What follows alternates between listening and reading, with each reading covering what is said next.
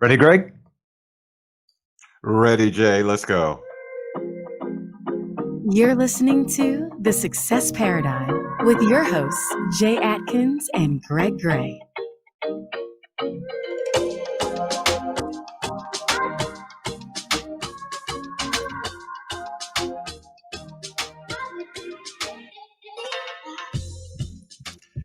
All right. Good afternoon, folks. So I tell you, we got folks already queued up. I know that are looking and listening, and we are very excited to bring you on to this edition of the Success Paradigm. So we have the honor to speak to the distinguished. He's got Christopher F. Burke. I only know Chris Burke, but this guy, I need to read his bio to do him justice. He's a great guy, but he's also hugely successful fellow as well. So Chris is the co-founder of Charlottesville Insurance Agency, Inc., one of the largest Allstate Insurance Agencies in the United States, with annual premiums in excess of $40 million. Additionally, Chris has been involved in more than 100 acquisitions and sales of insurance agencies, either as a consultant, a valuation specialist, or as a principal. His experience in the industry includes agency and company valuation, multi-state insurance industry operations, including Florida, Texas, Virginia, Georgia, and Maryland, and captive insurance formation and management. In 2013, he served as an expert witness in the Florida legal system in Allstate Agency valuations. Chris is also the founder and executive director of the annual Mega Agency Conference, with attendees representing over $1 billion in P&C premium and 30 major industry sponsors to boot.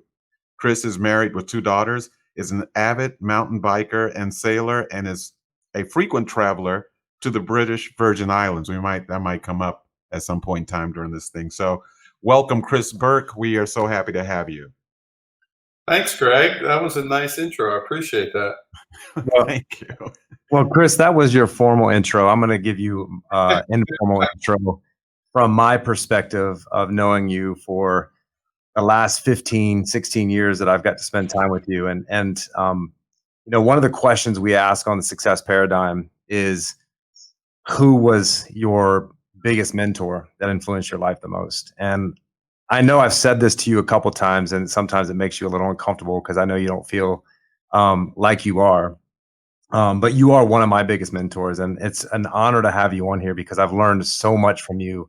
You've been such an inspiration to me. You've always been there for me through the thick, through the thin, personal, business. I always know I can count on you and call you. And so I'm so excited to have a conversation with you in a format that I've never had. We've had some personal time on your yacht down in the British Virgin Islands where you've taught me life lessons. You also told me 5 years ago to have a child, and that would change me, and it did. And there's just been so many experiences that I've had with you, and now I get to ask questions that maybe has never been the correct format to do so, and kind of dig in your head and understand you a little bit better, and actually bring you to a lot of other people, because I know you have a really tight circle of people that you hang out with, that you influence. But I would love for our listeners to hear from one of the most intelligent men that I've ever met, and someone that's impacted my life probably more than any other human being on the planet. So I'm really excited to interview you today and ask you what it takes to be successful. And on the Success Paradigm, one of the things that we talk about first always is everyone always sees the glory. And I think for the people that know Chris Burke, know that your lifestyle is the most important thing to you, and the time that you get to spend with your family and your free time and your mental space and all of that. And, it wasn't always this life that everyone knows that Chris Burke has, of spending 2 weeks on his yacht and going to Utah and mountain biking whenever he feels like it, or going to Hawaii, or doing whatever you want whenever you want, right? It's a lot of people would aspire to be in this place that you are in currently in your life. But that story that got you here is what we want to talk about. We want to talk about the failures. We want to talk about the mindset. We want to talk about the things that actually drove you to the place to be where you are right now. So wherever you're comfortable starting, if that's, when you went in the Navy, which I know about, or if it's out of high school, or wherever it is, wherever you think it's pertinent that we begin to hear about you and your success and your life and your mindset. It's your show. So I'd love to Great. hear. Thanks, Jay. That's a super wonderful introduction, and I take those words really to heart. Coming from you, that's amazing, and thank you. So one thing I'm going to try to do today is what I think you guys are trying to do is bring to people the backstory of people's journeys and what might have caused them to be successful in their ways, and with the idea to help them. So I'm going to try to distill the story parts and the lesson parts in my life that I think are most helpful to people. So it'll be maybe less of a continuous story and more of inflection points that had the most impact on me. Because I think those inflection points drove me in certain directions or logged into my operating DNA ways that you need to go about living your life, or at least that I needed to. So I'll give those of you who don't know this background real quick. I'm the oldest of 4 boys. I grew up in Vienna, Virginia.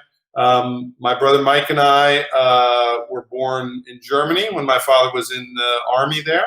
And my brothers Eric and Jason were born here. They've all worked at Allstate, and Mike and Eric also have their own agencies and are very successful. In fact, Mike has kind of really had a late career explosion of success, which my arc is different than his. I have tried to spend the last 5 to 10 years coming down, and I would say Mike has spent the last 5 to 10 years going up. But I had a wonderful childhood. I grew up in the suburbs in Northern Virginia.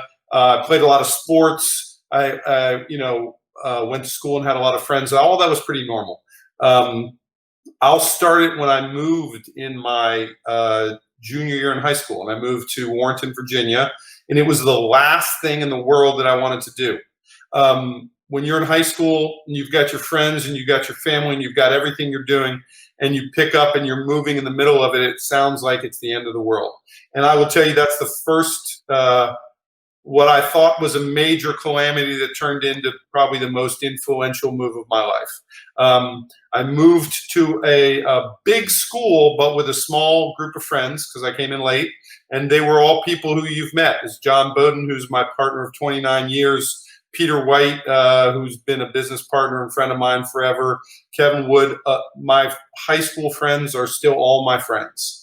And they have had a huge impact on me at every step of the way. And that was really the first example for me where something that seemed to be so difficult and negative turned out to be so positive and impactful.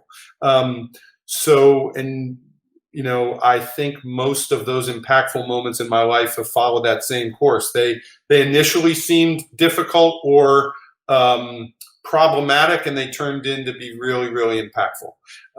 So I had a couple great years. High school, went to the University of Virginia. Thanks to my father's influence, both myself, my brother Mike, and my brother Eric were all in the ROTC program in the Navy, and we were all naval officers upon graduation. So I spent 4 great years at the University of Virginia. And then following that, I went to officer training in Newport, Rhode Island. And that started probably 6 of the most impactful years of my life. And they were impactful. I didn't say most enjoyable, though they were enjoyable at times. They were incredibly impactful.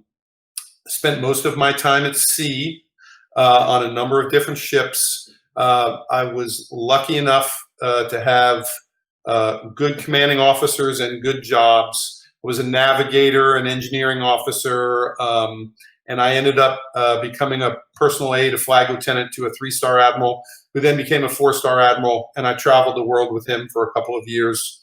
Got an opportunity to see the Navy from a completely different side, not the guy on the ship working 20 hours a day, which I did for 4 years, but somebody who was traveling with a flag staff in command of a carrier battle group, running operations around the world.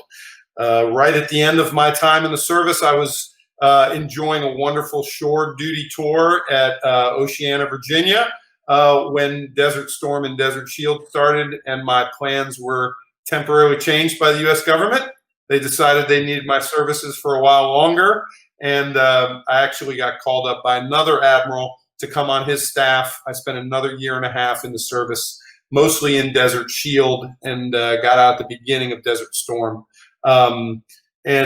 Those experiences were wonderful to have as a 24 and 25-year-old man. They were hugely difficult, emotional, hard, impactful, difficult, but it was always done in a team group atmosphere. Military is very team-oriented. Your officer corps is extremely tight. Your wardrooms on Navy ships are really tight. I have 4 or 5 extremely close friends of mine. 2 of them made admiral, one in the U.S. Navy, one in the Chilean Navy, who I was very close friends with my time in service, and a lot of other successful officers who I keep in touch with, and were very, very impactful in that time. And then really, when I kind of came out of the military in 91, I had a choice. And that choice was either to go to law school, which I thought that I was going to do, or it was to go work in the business world. And the thing I did, which I would tell anybody who has this opportunity either for themselves or for their friends or their children, is I committed the last year I was in to give myself the most possible opportunities I could have, the most choices. And I didn't want to close anything down. It would have been very easy to say, I've done my LSATs, I scored well, I got into a few law schools, ones that I would have gone to in Virginia, and just done that and not, put my resume out there, contacted everyone I know, gone on interviews, and tried to see what else was out there besides going back to school and becoming a lawyer, which to me at the time was kind of like my military path. It seemed very structured. It seemed very safe. It seemed pretty obvious. And it was the easy choice. And the reason I didn't do it is only one reason, and that's because John Bowden convinced me that it was the wrong decision. And it was the wrong decision because it was too easy. Law school would have always been there. I could have gone to law school the next year, 3 years later, 5 years later. But John convinced me that my personal skill set and what I was good at was better in an open environment where I could do many different things with many different people, rather than in a more structured, focused, and restricted environment, which I would tell you that, the practice of law is many things, but it's certainly very structured, focused, and predictable, right? You can be brilliant, you can be wonderful, and I have some great friends who are superb attorneys, but I think it gives you less, there's less freedom to operate at the level you want to operate with when you want to be there. So I did. I put my hat in the ring. I did a bunch of interviews. I got a bunch of job offers. And in the end, I got a job offer from Allstate to go in their management development program. It was actually probably a little less money than a couple of the other opportunities, but it was working with a friend I knew, with John. It was going to be in a business that I understood well and I had experience with, which is basically managing people, like driving people to get them together to do something, which is what I had just done in the Navy.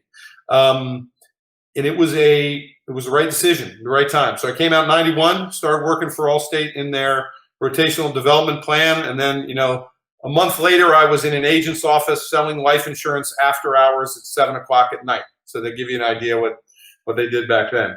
And I spent just enough time on that side of the equation to realize that I wanted to be in the agency side and in the entrepreneur side and develop the future based on my own efforts, which I think, you guys both have done this yourselves. No, it's wonderful when you're in charge of your own future. Like, it's as hard as it is, as difficult as it is to be an entrepreneur, as much frustration, difficulty, and problems that we've all had at different points. There's zero compares from a business standpoint to the freedom it gives you. It just gives you tons and tons of freedom.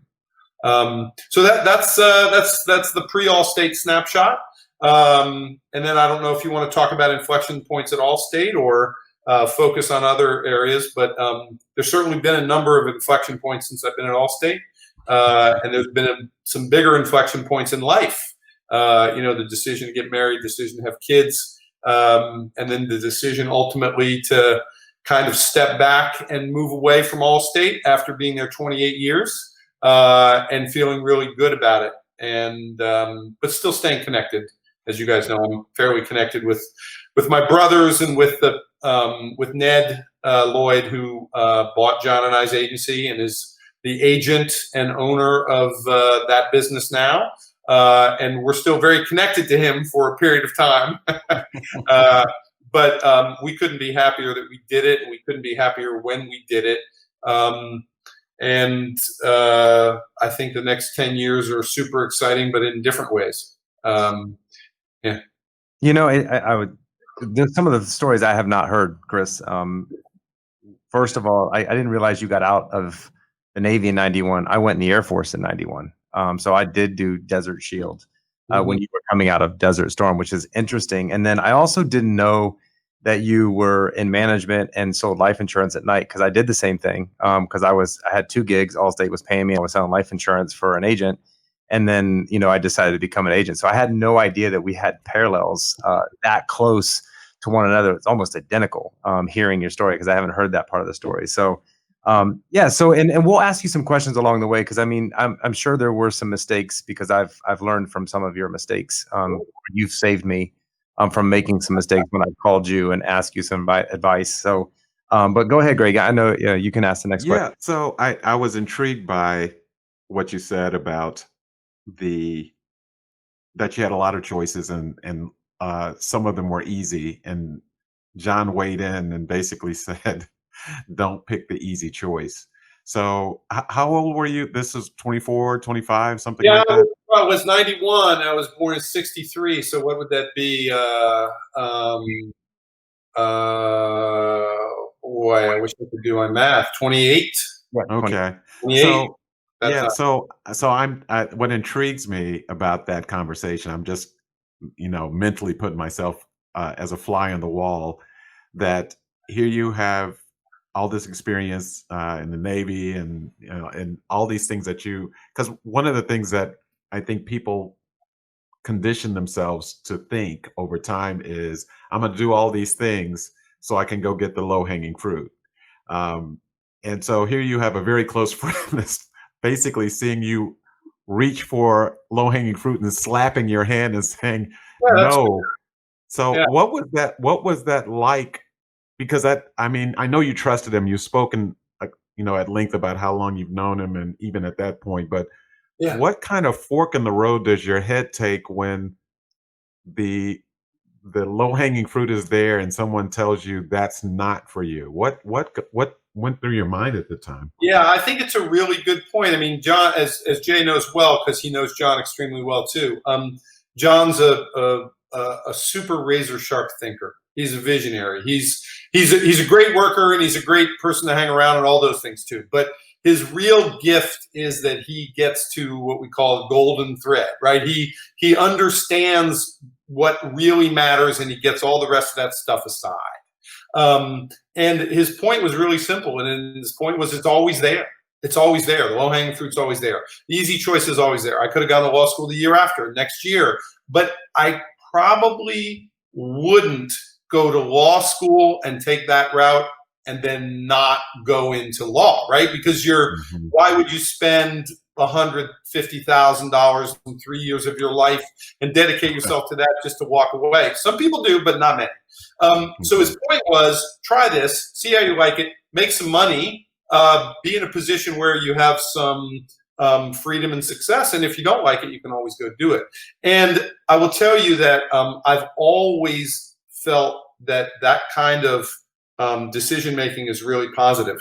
If there are multiple choices and you don't close down one of them by choosing another, but the other one might not be there, and I had a specific window to come to Allstate, John was there. He got me that walk-in interview with Ralph Ruggiero.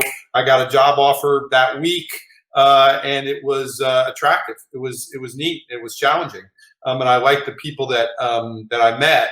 But I could always go back and do the other. But this one was kind of time sensitive, and it was an opportunity to take at that time and still have other options. So I will tell you that as I said, I'm a huge fan of options.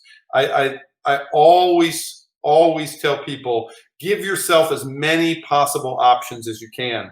Whether you're structuring your Allstate agencies, your team, whatever it is, give yourself options. And Jay has done pretty much everything in his Allstate career, mostly by himself. He's has great staff and he has wonderful people that work, but he's the driving vision behind it. And I will tell you that John and I have always done our things together. And it's been hugely helpful to me to have somebody to basically talk to and work through things at every step of the way. And I don't think, there's no thinking. There's no possible way I would have taken the path I took if it hadn't been with a partner like John. And there was no other partners like John. I mean, John was my only business partner. But what he allowed us to do is to basically do the old 1 + 1 = 3 thing. You know, we basically were much, much better together than we were the combined efforts alone. And I'll add something to that I learned. I learned in the Navy, but I perfected at Allstate, Greg. And that is, I will tell you that, and Jay's heard me say this a lot. I'm only a win-win-win guy. I'm a win-win-win guy, and that means that I'm not a take advantage guy. That I'm not a hard negotiator. I'm not a real ball buster when it comes to bearing down and getting the best deal. John laughs at me all the time about how much money I've left on the table through the years. But I will tell you that pretty much every deal that we've done and the way that I like to structure things is that everyone is winning. Everybody feels like they're winning. So the agents that if you buy their business and you find a great way for them to stay involved or to stay connected, you make them feel good. They feel like they've won. They don't feel like they got taken advantage of. And then guess what? 2 months later, their best friend calls you and says, I want you to buy my agency. And that's how we expanded from Virginia to Georgia to Florida. In that way, it was all word of mouth and a lot of legwork, obviously. But we created kind of a trail of win-win-win behind us. And in Allstate, I will tell you that even though, as Jay knows, and as I'm sure you know, we've all gotten a lot of the success we've had in distribution through some very forceful efforts. We try not to scorch the earth, because if you scorch the earth, it's burned down behind you. And there's a lot of people at Allstate through the years who I watched who were top of whatever they were doing, and they just swung a big bat and created a lot of enemies. And 6 years later, they weren't there. 10 years later, they weren't there. And I think it's extremely important, if you can, to create a positive win-win format for everything you do. It's harder when you're young and you don't have any money and you don't have any success and you don't have a name. So what you have to do is outwork everybody, right? You just have to outwork them. You just have to be harder and be more present and be more successful. And I didn't get married and have children until I was almost 40 years old. And the core element of my life, when I worked hard between the time I was 28 and I left the military, and I was 39 when Kara and I got married, I worked all the time. I didn't work every day all the time, but I worked all the time. I was never not available to work. If I was in Florida, meeting with agents, setting up offices, buying businesses, I was playing golf in the afternoon or in the morning, or do training for triathlons or whatever it was me and my friends were doing at that time. But I was doing it all the time because I didn't have yet the team and the success and the resources that I had later. So when you're young, you just got to just go, 24/7. And, Jay's Waffle House stories, if I know you've heard them, but for anyone who's never heard Jay's Waffle House stories, those are the best work stories I've ever heard. Best. And I've heard lots of great stories. But I don't think I heard Jay's Waffle House stories till maybe known him for 2 or 3 years. I missed him early on. I don't know how I missed him, but I missed him. But to have the military background and then the Waffle House background, I at least skipped the Waffle House background. I got beat to hell in the military, but I did not get beat to hell at Waffle House. I just went right to Allstate. So that's why when Jay came in and his energy and focus and drive were so great, because he had been being beat for 10 years. They were just beating him to hell for 10 years. And but being beat to hell and having to do all those things is what gives you the reservoir to go be successful. And if I look at all the other thing that I probably left out is like 2 or 3 of the most difficult times in my life were also the most impactful. So one of them being when I was 19 years old, I decided at the time I wanted to go into special warfare training when I was in the military, like all 18-year-old guys do, right? You want to be a SEAL, you want to do that. So I was lucky enough to get a billet to go to Airborne training in Fort Benning, Georgia. So they don't send a lot of Navy guys there, just the people that are in the SEAL training pipeline and who want to be SEALs. So I got a billet. I went down to Fort Benning, Georgia, and it was 3 of the most incredibly difficult weeks of my life. Of course, I went in August. They have it year-round, but I could only go in August because that's my summer break. So finish school, get your head shaved, get on a bus, a Greyhound bus, and, ride to Fort Benning, Georgia, where for 3 weeks and 105-degree days, they just make you do push-ups and run in circles. And then finally, in the last 3 or 4 days, they let you jump out of airplanes. So super hard, super difficult, wanted to quit 100 times. But also a great experience in the fact that everyone has reservoirs that are deeper than they think. And what they do, like they do in all the military training, they break you down for a week and a half, and then they kind of build you back up and they make you feel great when you leave. Because what they're trying to do is they're trying to beat you both mentally and physically so that you're willing to work as a team to get through things, or else you can't do it. And then when you bond together and work as a team, and everybody succeeds. I mean, that's what the military tries to do. But that was really hard. Like, I had my military experience, and I know what that was. But the Navy's not quite like, airborne training in the U.S. Army. That's a different animal. Wow. It was very impactful to me. Very impactful. Hard and super rewarding. And I look back, like I'm sure both of you do, whenever something seems to be difficult, it isn't. It really isn't, at least not now. And Jay, I may have told you this. Captain John Mazzock, I don't know if he's still with us, but he was a very influential figure of mine. He was the chief of staff for the admiral I worked for.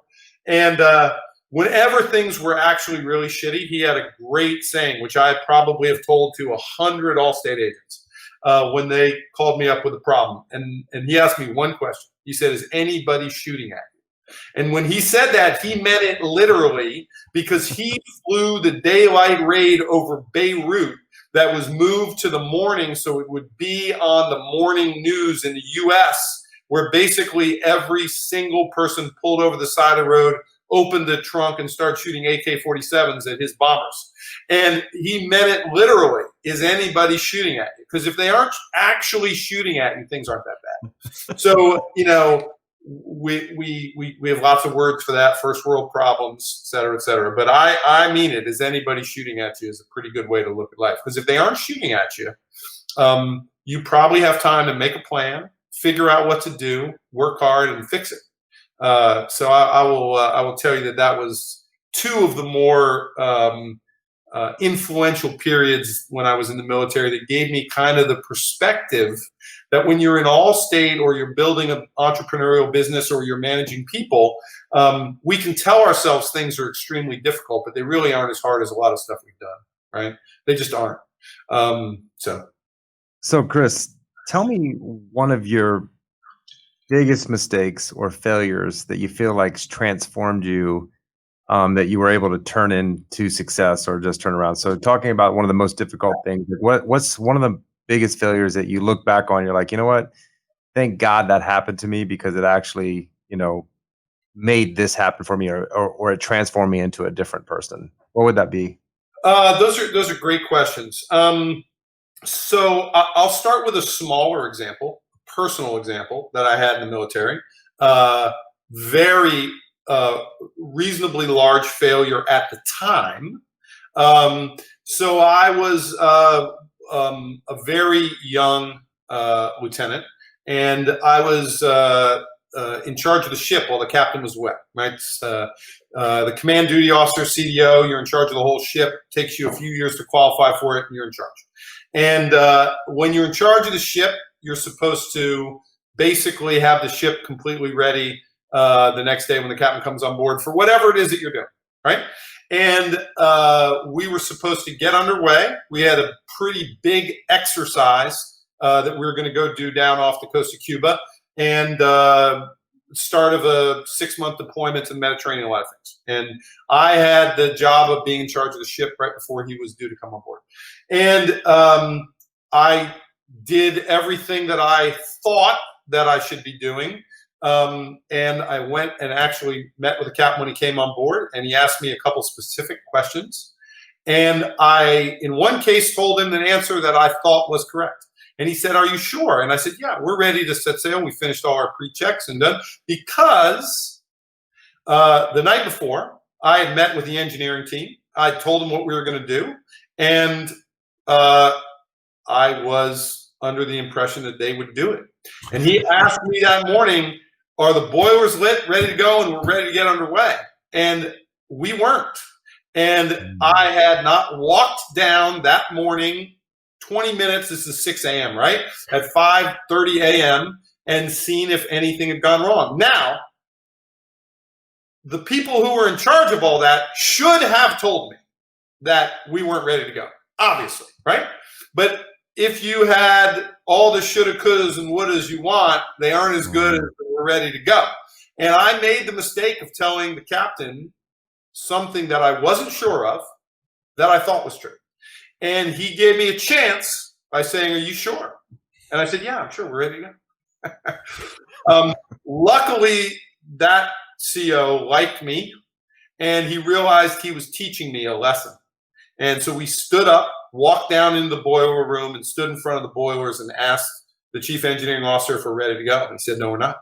I need a couple more hours." And I just looked like a moron. And one thing it told me is that you get what you inspect, not what you expect. And you should not just rely on what you hope is true. And at Allstate and in my time in business, I will tell you that I've relearned that several times. Luckily, later in my agent career, I was able to communicate it sufficiently to the people who were running all of our agencies, from Sandy Cook to Ned, to all the people that I've worked with. And I didn't have to do that because they were the right people and they figured it out. But it is a huge temptation to tell people what they want to hear and not what you know to be true. And you just have to avoid it. And I luckily learned it when I was like 23 years old. And I never did it again. I will never tell anybody I'm sure of something unless I'm sure of it. Not just because I hoped it was true. Especially in that context, right? When you can take that in insurance, you can take it in the context of compliance or money or anything you want, but it's always about making sure you know something is true rather than you hope it's true. So that was a pretty big failure, and it turned out to be a great lesson, and I'm glad I had that failure. John and I had a couple financial failures along the way. Wait, was that the little one? That was the little one that you just described? Oh, yeah. Okay, I just wanted to make sure I had. Let's call it an early one. It was okay. Early, maybe not little. It was pretty big. Okay. That's actually a really, I think that's one of the best ones that we've heard so far. That's a really good. Embarrassing. Oh, and I was so cocky. A great lesson. Yeah. Yeah. I mean, I still am probably cockier than I should be, but for everyone who knows me, I am way less cocky than I was a decade ago, and insanely less cocky than I was 20 years ago. So I'm making some progress. My wife has had some wonderful influences, my business partners. John and Dean have had great impact on me. But no, that was the small one, Greg, or the early one. Early one, yeah. Yeah. On the failure front, John and I were cruising along. We had bought a few insurance agencies.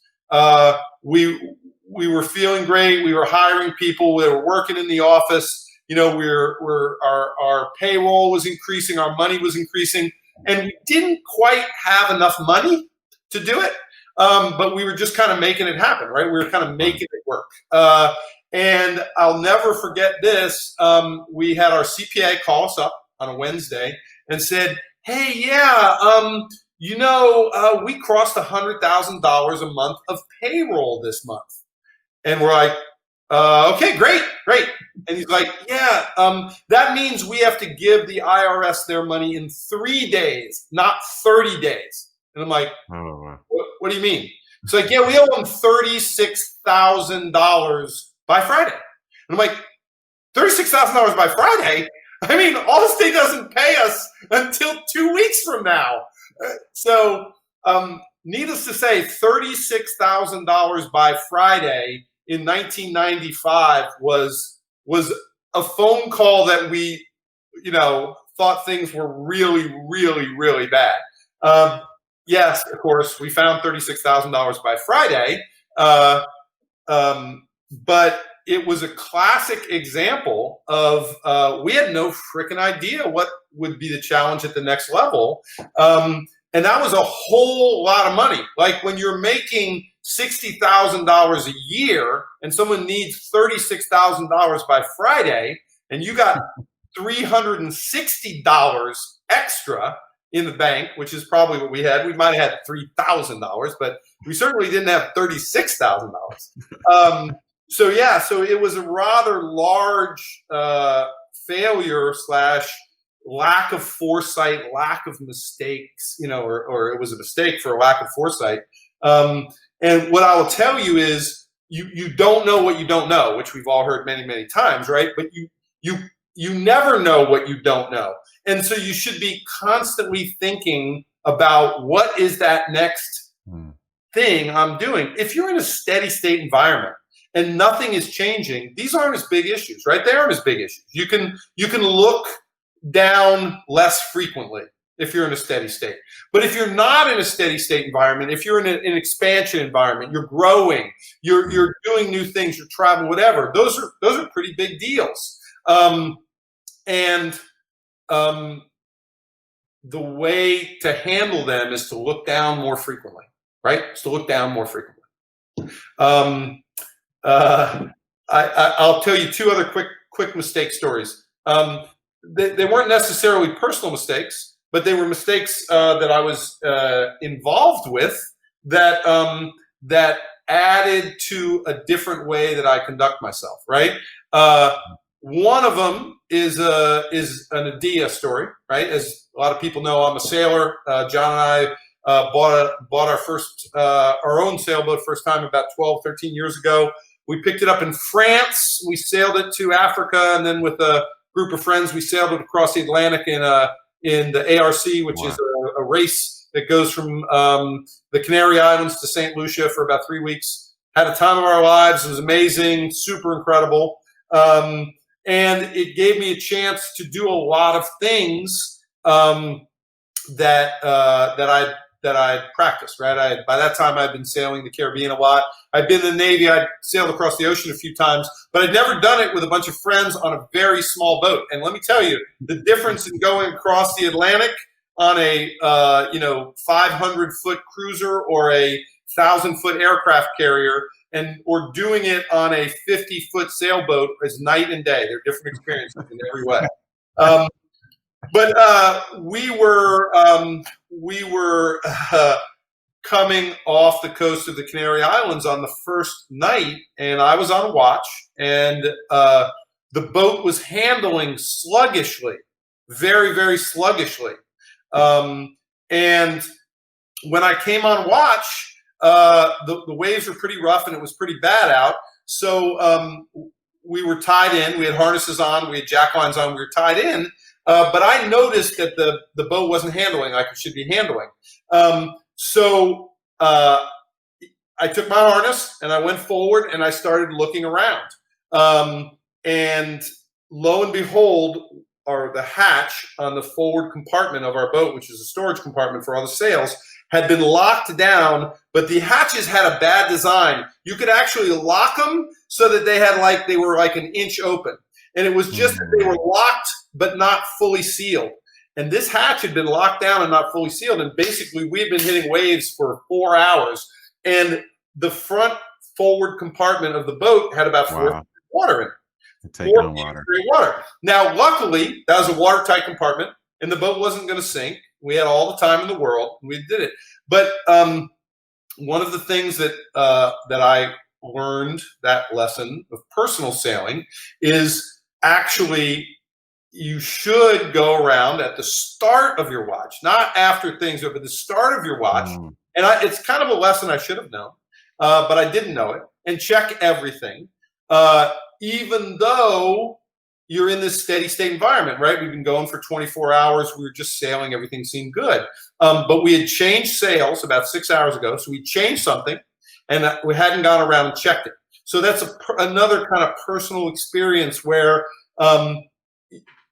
things are changing. You're sailing a sailboat in the open ocean, right? You're not sitting answering the phone in your Allstate office in Charlottesville, Virginia, which I did many, many times, and things aren't changing. You're actually out in an environment where things are changing quickly, and you got to go check and see what's going on.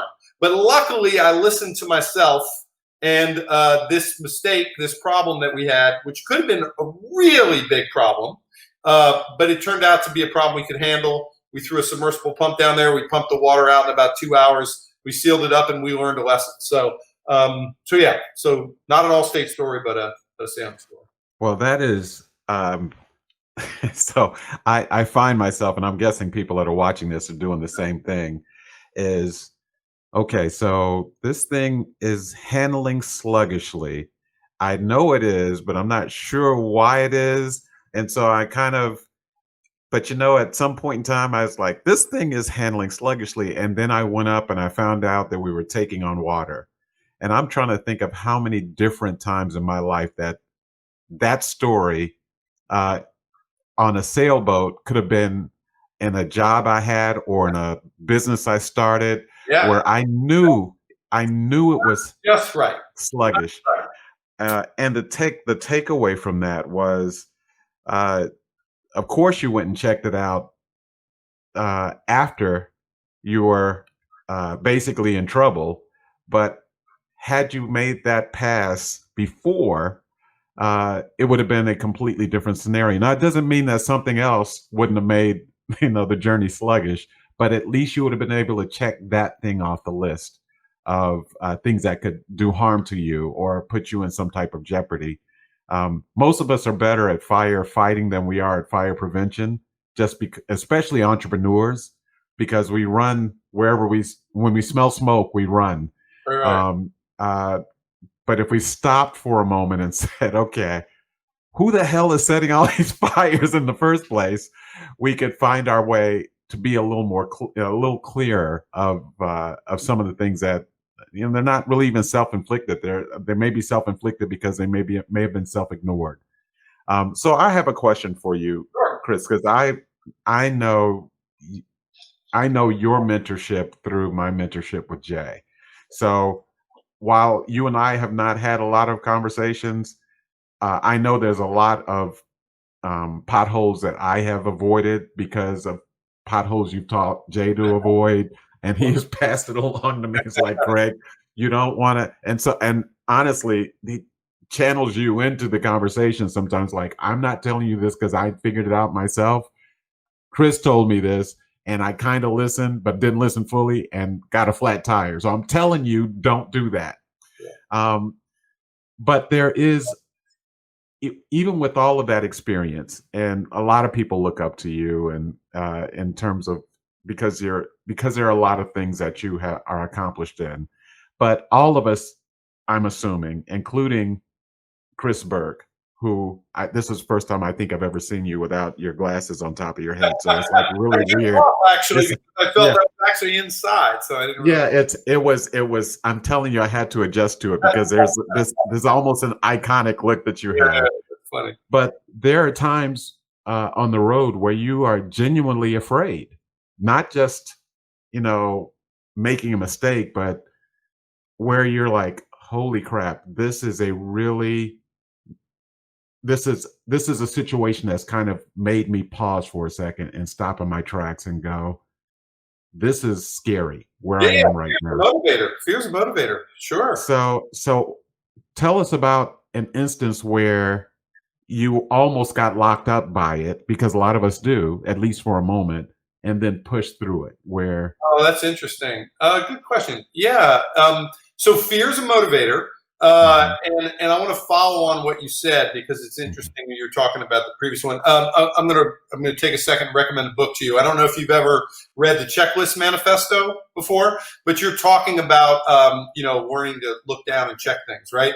So pilots, surgeons, doctors, these guys, the penalty for a hatch that's wrong, or taking on water like that, or making a miss like that, is death. Somebody's death. Their death, somebody else's death, right? Luckily, in sailing and in insurance, the penalties are lower. And I tell people that, like, one of the things I like about the insurance business is it isn't emergency medicine, right? I have good friends who are emergency doctors, and it's literally life and death every day. One of my close friends is a neurosurgeon, and he literally deals with death on a daily basis. And I love the fact that we don't, right? Our burn is much slower. Our responsibilities are much slower. They're pragmatic. They're easy to understand. You can think through them, and they happen at a very civilized pace, which is a key to enjoying them, right? I mean, I'm reasonably good in a crisis. Sadly, people that are reasonably good in crises is usually because they've been in a few crises. But I'm good in a crisis because I've seen a lot of crises. And the first thing you got to do when you have a crisis, or when you have fear, or you have a problem, is you got to slow down, right? Everyone will slow down. And I will tell you, even I got a call from an agent who I've known for years, sadly, a while back, and he found himself in an unfortunate position, right? He had done something, and he was getting a home office security interview and a number of things. And he basically called me after everything was over. It was all done. He had already had the interview. He had already done, and I like, my eyes opened up, and I just asked him like 3 or 4 questions, and he had basically was so upset and embarrassed that he hadn't had a time to take a breath or think, and he had a real crisis, a literal crisis. And he made it, compounded it, and it was much, much, much worse than it could have been, right? And one of the things that we do is, when we're in a difficult situation, an emergency, a problem, a crisis, right, is your adrenaline kicks in, right? Adrenaline's there to save you, it's there to make you in. But what you really need to do is reassert your brain, your mind, your control, and calm it down, right? That fight or flight mechanism is there if a snake's going to bite you or a bear is going to attack you. It's not there if you're going to quickly have a phone conversation that you don't record. You have no idea what questions they have with a home office security investigator, and your job is on the line, You need to take a deep breath and think, right?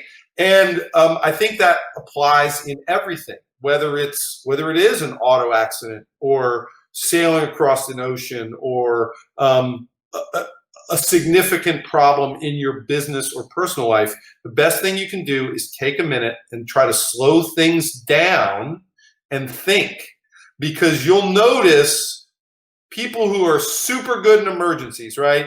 Triage doctors, EMTs, all of this, none of them are screaming. None of them are running around.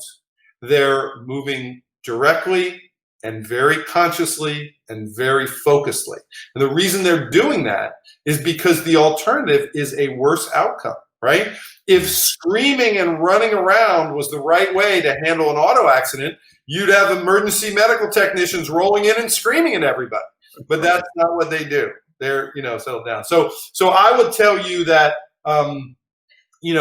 problems for me, the first thing I want to do is stop, slow down, think about them. And as Jay knows, I love it that I have a lot of friends and a lot of associates will call me when they have a problem or a situation, not just at Allstate, but in business or in their life. And I do the same thing. Like, I do absolutely the same thing. One of the reasons we started our mega agent conference, which we've had, hundreds and hundreds of different mega agents come to over 19 years, is we kept realizing that other people were doing things a lot smarter than we were, right? Like a lot better than we were everywhere. And I think even all of the most successful agents that have come to our events and that we become friends with and business partners in other things, right? All find the same thing. For what, Jay, for 10 years, we were adding new people.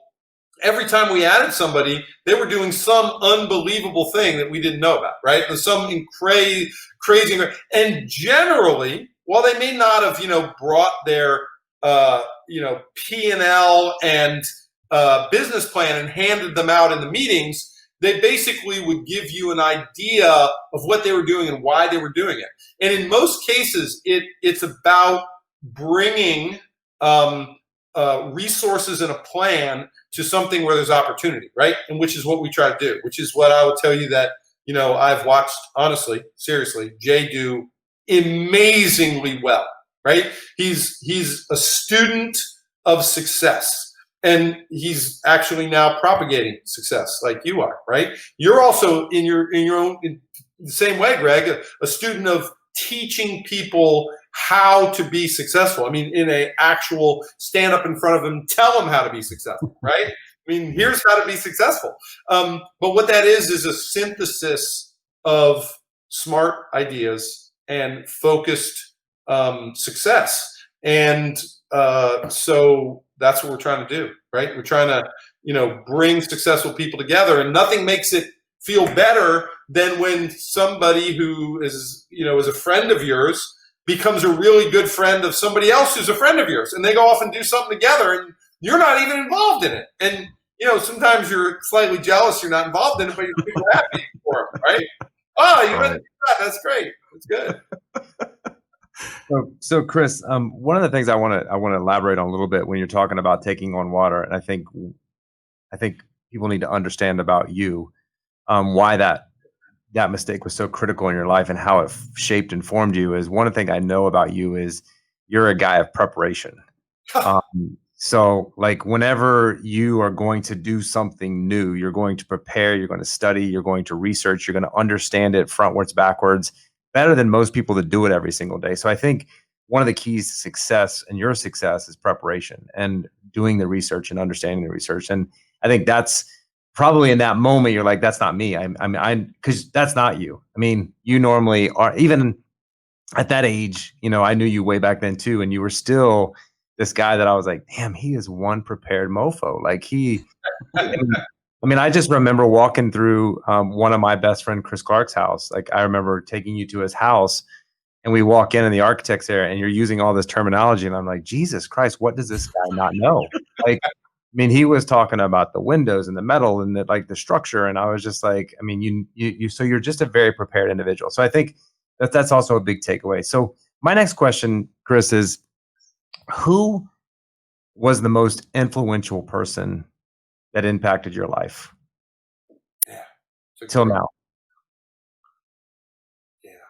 The most influential person. It, this is not a cop out, and I'll give you a business answer too. But the most influential person in my life is my mother. My brothers will all say the same thing. She was incredibly energetic. She was incredibly focused. She was incredibly prepared. She was a connector. She and I had a lot. I learned a lot of things from her. And a lot of my personality is her personality, and a lot of my brother Mike's personality comes from her personality. And one of the things that she did wonderfully well for all of us was she just convinced us the most important things were your family and your friends and how you conduct yourself. Both my parents. Really, as you know, I mean, making money is good. Having a successful business is good. But none of those things really drive me, or have driven me. I don't want to. I don't want to be worried about money. I don't want to be worried about a business. I don't want to be worried about those things. I want to be, diversified and stable and prepared. But really, what I want to do, Jay, is have fun and talk and spend time with the people that I like, doing things that I like. And it just so happened that for 15 or 20 years, that was business because everybody I liked was doing business, right? But if it wasn't business, it would be something else, right? And when I was younger, it was the military because the people I was in were in the military. But so my focus is actually, as you know, I mean, I think you know this, my biggest focus is living a good life, a happy, balanced, positive life. And whenever I find myself getting unbalanced, and I can because I'm a lover of activity, I like to do too many things. I like to travel too many places. I like to do too many things. Luckily, I realize it after time, and I scale myself back. But I want to live a balanced, positive, happy life focused on my family and my friends. And so really everything gets back to that. And that was what my mother did. I had a lot of individual people that I learned a lot of individual skills from, but nobody demonstrated to me the qualities that you want to end up with, right? That's what you want to be. I think that's awesome, and you're lucky that that's the person that you got to spend, your formative years with, and you still feel that way, at the age that you are now. I think that's awesome. So it is, because everyone doesn't have that person in their home. But I think if we all have our antenna up enough, that person is somewhere in our orbit. And part of what we are tasked with doing is making sure we find them, even if they're not right at our doorstep, which is why I think a lot of people reach out to you, because they want that kind of balance in their orbit. And you said a couple of minutes ago, Chris, that if there was anything, it's like I'm trying to travel too much, or I'm trying to do too many things, and then you said, and then I figured that out. So how'd you figure it out? I mean, where's your signal? What button goes off in your head that goes, I am out of balance? Because for a lot of people, we just end up there. And it's like, how the heck? And then because we don't know, we end up there again and again and again. So what alarm bells go off in Chris Burke's head to say, this is out of balance? Where are you monitoring, and where's that coming from? How do you know? So I'm pretty lucky. As you know, I have a lot of very good friends, and I will tell you, my friends will tell me, if I'm because I'm not now, and I'm happy about it. But when I was working too much, John will say, you're working too much. You're working too much. You need to go for a bike ride. You need to play some guitar. You need to do something. You're working too much. You're pent up. For me, one of the biggest things, Greg, is if I'm ever not sleeping well, right? I'm doing too much because maybe I'm traveling a lot, or I'm not eating well, but if I'm not sleeping well, right? And it's amazing. It subtly creeps up on you, and everybody can get by at times without a good regimen. But I'm happiest when I'm sound asleep at 10 p.m. and I'm up and running around at 5:30 or 6 in the morning. And that doesn't mean I don't stay up till midnight occasionally. The COVID-19 pandemics have my children up till 11 o'clock at night and crazy, calendars and all that. But personally, I like to work out every day. I like to spend some time reading, listening to books. I like to play a little music and play a little chess, and I like to connect and do some work. And that's a perfect day. And from time to time, we're all not doing much traveling lately, although I have done a little bit since the pandemic, and it isn't as bad as you might think. Went down to the Caribbean once and went out to Utah once, and it was fine. But I think maybe it's taken me 56 years, but I kind of know now what I need to do to stay balanced. But when you're young, you're not going to stay balanced. We probably have some people that we all deal with, and it's okay to let people in their 20s or in their 30s work themselves real hard. That's okay. There's nothing wrong with that. But I think it's important that they know that shouldn't be the goal, because I will tell you, when I personally see people my age, 10 years older than me, working 20-hour days, never going home, never taking a vacation, lots of negative personal health choices that we can all see the results of. I just want to, if they were personally close friends, I'd have an intervention. I'd say, you got to change, but they aren't. But you see it all the time. And, we all take care of ourselves a lot. We always have, right? All of us have all take care of ourselves. But one of the reasons we take care of ourselves a lot is because we're better people when we take care of ourselves. When I'm sleeping well and I'm exercising and I'm happy, I'm a way better husband and father. Way, way, way better husband and father than when I'm not. And so, no one who knows me doesn't know that I'm reasonably selfish. But I like to think that there's a balanced reason for that selfishness. At least for me, there is. Cool.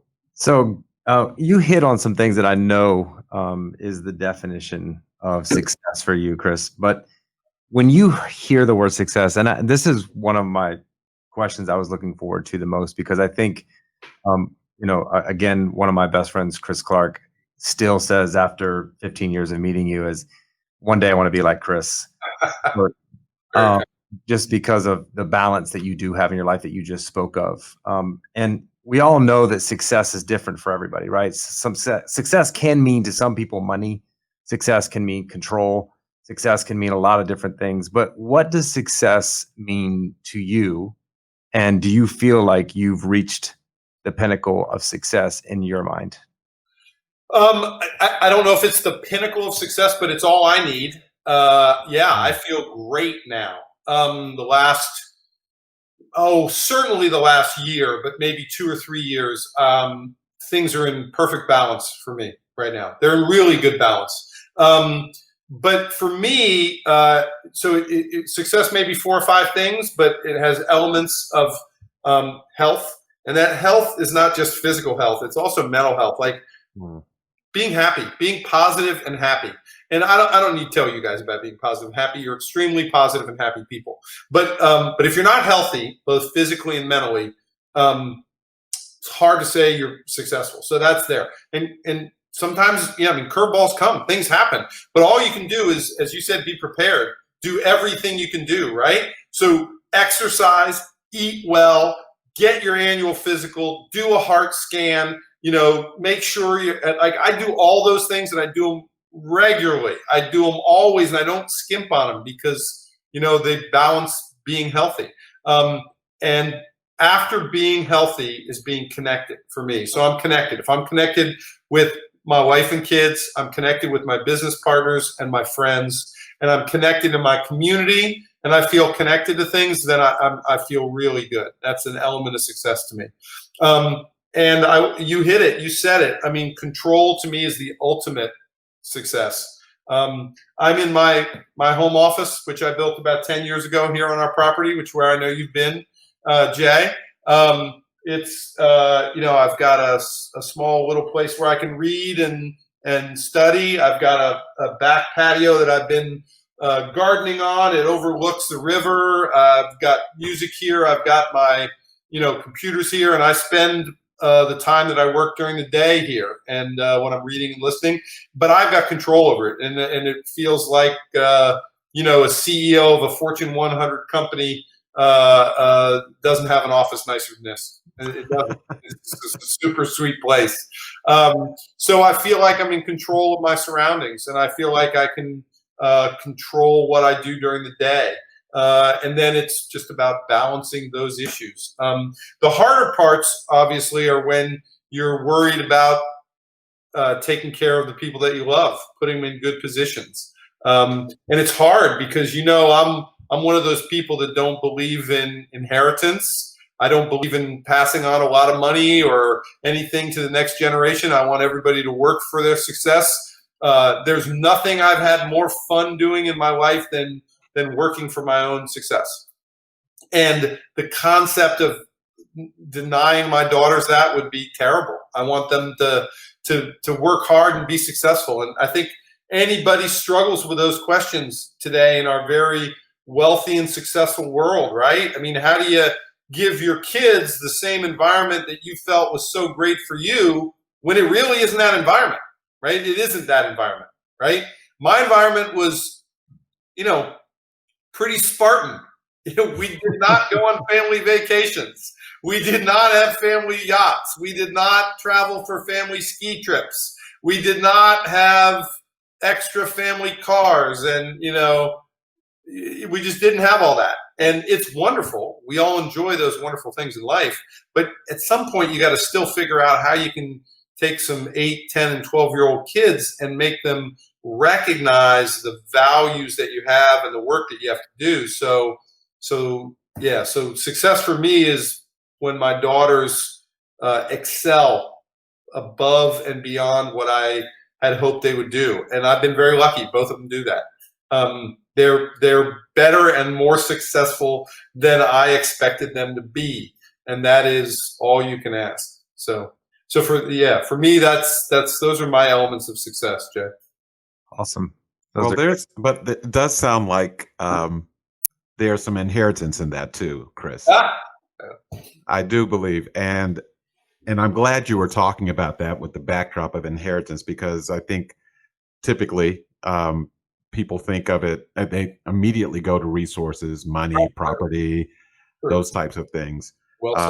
But the inheritance, there is an inheritance that is important to you. And I can hear it in your voice when you talk about your kids, and not just your kids, but your friends, your business partners, that what you can leave them in as an inheritance is so much more valuable than what you can just put in their bank account or just sign over to them in their name, because you know that if they have that, they can have what you have. But you could give them everything else, and they could lose it 10 days after you're gone because they don't know, they don't have an appreciation or a skill set or a mindset to generate it for themselves. Yeah. So that sounds like a sizable inheritance to me, Mr. Burke. I'm just saying. Oh, thank you. That's a good use of that definition of inheritance. Yes, hopefully both my daughters, and the DNA that they inherited from me brought along some of my better traits. In at least one of them, it's brought along some of my worst traits too. But she has the curse my youngest daughter has along with me, and that's called karma. Yeah. Doesn't like to lose. I'm sure I have some coming my way. Yours is coming too, baby. Yours is coming. I know. I have nightmares about it. I'm gonna go through rapid fire just to respect some of your time. I'm gonna ask some really quick questions here to wrap this up, and I'm gonna do a recap. So, what's one habit, Chris, that you could share with our listeners that you do on a daily basis that you think could, if they implement it, they could create some success in their life? Something you do religiously every day? I know one of them for sure, but Yeah, tell me. I mean, I get up early every morning and I start my days with 2 hours of reading every morning. Or it also includes now, video lessons that I watch by myself on YouTube, and, Twitch channels of grandmaster chess players who are amazing. I mean, I don't want to just say reading anymore, because for me, media is really, as you know, so many different ways to consume it. But I get up early and I have 2 hours to myself right there, and I just use it to read and expand what I'm interested in. Well, I would tell you one of the biggest things that you implemented for me in my life was that, because I watched you and I didn't do it for a while. Yeah, I remember that when I first met you. I remember. And now I am an avid reader, 7 days a week. Better than me, I think. And it's because of you. And I started a book club really just for accountability, so that I would stick to it, because I had other people following me along the way, and then it's helped me. So thank you for that gift that you gave me a while ago. And really, the gift you gave me was because of the preparation. And I just saw how intelligent, how articulate, your vocabulary, all the stuff that you had. I was like, that comes from the incessant reading that you do, like on the yacht every morning when I wake up. You'd be up top reading. So that I knew that was going to be your answer. Okay, so 3 quick things you could leave with your daughter, right? And this is a morbid question. Ooh, 3 quick things. If you were going to die, yeah, and you leave 3 things with them that for you, like that they could incorporate in their life, what would the 3 attributes be that you would leave for them? 3 things. One of them would be my friends. I would leave them all my numbers to my friends, because my best friends will all do anything to help my daughter. So, both my daughters. So if there's one thing I have, it's a network of wonderful, talented, super smart, resourceful people. And she's met all of them, right? She knows all of you. So she's and I know that if she called up any one of you and asked for something, that she would get help. So I would say my friends would be one of the first things I would leave her. The second thing could be ideas or attributes or anything that you would want to knowledge, something you would want to leave with them that they would carry on. Yeah, I think they've got it a little bit, and that's a lust for activity, a lust for things. I never, ever, ever have understood in my life when people tell me they're bored. I've never been bored for 1 minute of my adult life. Not a single possible minute of my adult life have I ever been bored. I've had to wait for things. I've had to, I've been impatient for things, but bored implies that there's nothing else you can think about or do or study or learn or get more proficient at. I can't imagine ever being bored. Tired all the time, but never as being bored. And the last thing would just be the belief that it is never too late to learn. As you know, Jay, I didn't start playing music till I was 45 years old. Don't ask me why. There are many, many, many reasons. It may be the single only thing I didn't get in my childhood that I wished I had, but I didn't. And I had a very close and wonderfully influential friend, my friend Win Owens, convinced me when I was 45 he was going to pick up the banjo and start playing, and he convinced me to pick up a guitar and start playing. And I told myself all these things. I'm not musical. I can't carry a tune in a bucket. I don't know anything. I can't do it. And I can't tell you how many people say that. It's all totally untrue. It's all untrue. Music is another language. It's like learning a language. But it connected me to a whole different group of people who were not like me, thought differently than me, and go through this world very differently than I do. I will tell you, musicians are a different group of people, and they're incredibly fabulous in so many ways. But if I had thought that I couldn't learn, thought that I couldn't do new things, I would have never done that. So I would hope that she would be able to learn new things her whole life. That's a great one. 3 must-read books. 3 must-read books. So I read books. You've heard me say this before, but I read books for different things, right? I read books to learn. I read books to be entertained. And I read books to develop my understanding of history and cultural evolution. And when I find books that do all 3 of those things, you've got to love them, right? One of my favorite books, I tell people that that many people have not read is a book called Longitude. It's by Dava Sobel. It's the story of solving the question of how to figure out longitude, which killed thousands and thousands of sailors for many, many years because they knew what latitude they were at, but they never knew where they were.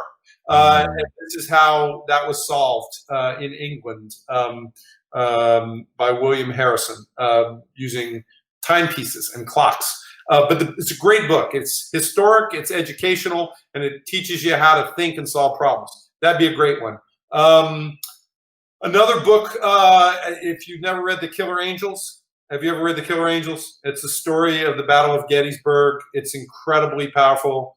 It was a New York Times bestseller for many years. It's great. It's a super wonderful book. And what's another super great? There's so many of them. So many good books. Let's see, that covers all three of those things. Sapiens is one of the better books of the. I think you've read Sapiens, right, Jay? I have. We're getting ready to reread that book in our book club. Yeah, it's one of the good books of the last few years. It's very engrossing. It's I'll give you another one. A Brief History of Time. If you haven't read A Brief History of Time, it's very consumable. It's a great breakdown of pure physics. It's written by a guy in a wheelchair that used a computer to talk that won a Nobel Prize. I mean, holy crap.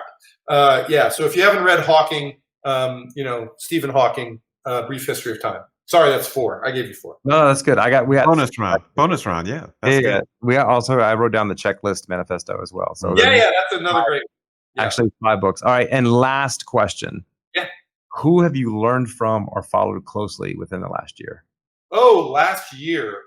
So I'm a Nate Silver guy. I'll be very public about that. If you're not Nate Silver? Nate Silver. If you're not following Nate Silver, you got to follow Nate Silver. So Nate Silver was the author of Signal and the Noise, which is an amazing book. Right? He's a statistician, cut his teeth on baseball stats, and then he became super famous for what was the website? 538.com, predicting presidential elections. And now, of course, he's the go-to statistician, kind of breaking down all things statistically relevant in the pandemic. And the thing I like about Nate Silver is he's not political. He's not a Democrat. He's not a Republican. He's a mathematician, and he's a statistician, and he's about the facts. But his book, The Signal and the Noises, I guess my 6th book, is fabulous. I follow him on Twitter because he posts every day on Twitter, and I would say Nate Silver. Awesome. Well, Chris, better than I expected. I learned about you, and we've had a lot of conversations in the past, and I learned some new things about you. And I just, I asked you to come on here when I first started this, and you're like, maybe like 5 months. And I'm so glad to finally get you on here. You were one of the first people that I thought about to interview, just because of being such an influential person in my life. And I never remember a time picking up the telephone and calling you and not getting a call back within 15 minutes, no matter what was going on. Even if it was to tell me I'll call you back in 15 minutes, I'm on a call right now. And I actually went through a crisis recently, and you were there every single time I called, and actually never didn't pick up the phone no matter what you were doing. So I appreciate that and showing me what a true friend is outside of a mentor. And I know you were a mentor, and now we're great friends. And I appreciate you so much. And I appreciate you coming on here and honoring us with your presence and just giving us all the nuggets that I'm going to go over right now. So I'm going to do a recap of what Chris Burke, the ingredients for success are. And they are: big moves end up being big impacts. Difficult and negative equals positive and impactful. Impactful does not always equal enjoyable. Give yourself the most choices always. Don't always or don't ever take the easy choice. The easy choice will always be there. 1 + 1 = 3. And what that means is when you put two heads together, it's almost like three. Always creating win-win-wins for everybody. You have to outwork everyone. When it seems difficult, it's not. Is anybody shooting at you? I knew that one was in there. You get what you inspect, not what you expect. Never tell anyone something unless you really know. You never know. You never know. You never know what you don't know. Look down more frequently. Fear needs to be a motivator. When in crisis, slow down. The most important things in life is family, friends, and how you represent yourself is the biggest lesson you learn from your mom. Some of your ingredients, your definition of success, are two-part. I'm going to get to the first part that I wrote down is happy, balanced, and positive life. Habit that's changed your life and will change your life. And we've heard this before, not the get up early part, but the get up early and read 2 hours a day or just be with yourself 2 hours a day. Not sleeping well means something is not balanced. Pay attention to signs, pay attention to your body. Take care of you to be the best version of you.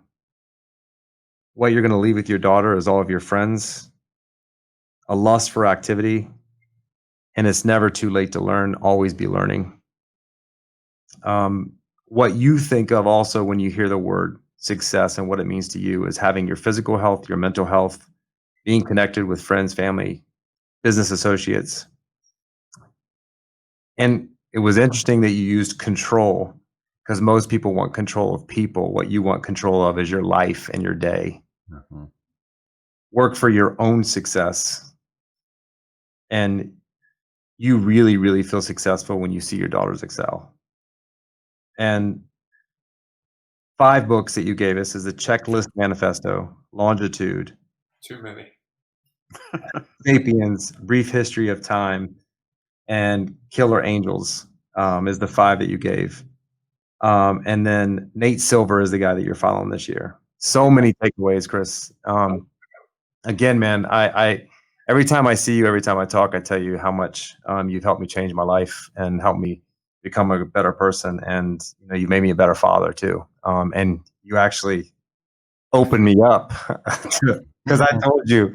I do take credit a little bit for that because I did feel it was important. You did well. No, you were sitting next to me, and we were like having a great conversation. And Chris was like, "I need to talk to you about something serious." And I was like, "Oh shit, what now?" He never said that. And then you're like, "You really need to consider having kids." And I wasn't even dating anybody at the time. I was like single, having a blast in Miami. And you're like, "You need to." I'm like, "Chris, not getting married, not having kids. Not gonna, 2 things are not going to happen." He's like, "I'm just all I'm saying, just consider it." And then he gets up and he goes downstairs, and I'm just like, it leaves it in your lap. It's supposed to be a relaxing trip. Like, it's supposed to be heavy about wives and kids. But you were right. I mean, my daughter is the best thing that's ever happened to me. I know. And I see your connection, man. I see your connection. It makes me so happy. Yeah, she is the most amazing thing that could have ever happened. And I don't know that I would have been open, if it wouldn't have been for that conversation and you sitting on my shoulder being like, "Yeah, consider it. It's not a bad thing." So thank you so much, man. Greg, thank you for being here along this journey. It was awesome to have you on here with me too, because I've talked so much about Chris, and I know a lot of people are going to get a lot out from you, Chris, and I'm sure people everywhere knows how you've changed your life and just how great a man you are. Well, thank you. Thank you both. This is really enjoyable. You do a great job. The balance in the questioning was really engaging. I really enjoyed the entire time. I hope it helps somebody. That's what it's all about, Chris. And we appreciate it. Thank you, Guy. Great. All right, thanks, Chris. Okay. Take care.